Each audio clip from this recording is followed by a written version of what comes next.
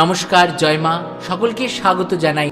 আমি শ্রী দীপ্তেশ্বরানন্দ আপনাদের কাছে চলে এসেছি সর্ববাধা খণ্ডন করার টোটকা নিয়ে।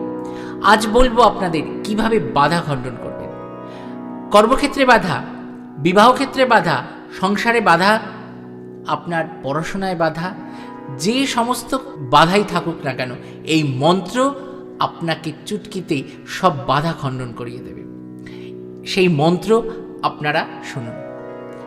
ওম সর্ববাধা বিনির্মুক্ত ধনধান্য সুতান্বিত মনুষ্যমাত প্রসাদেনা ভবিষ্যতি না সংশয়।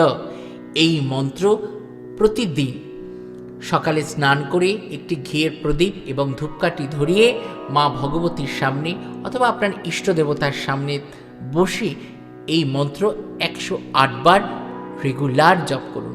দেখবেন এই মন্ত্রের প্রভাবে সকল বাধা খণ্ডন হয়ে যাচ্ছে।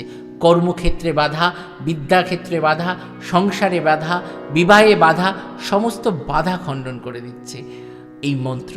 সর্ববাধা বিনির্মুক্ত ধনধান্য সুতান্বিত মনুষ্যমত প্রসাদেনা ভবিষ্যতি না সংশয়।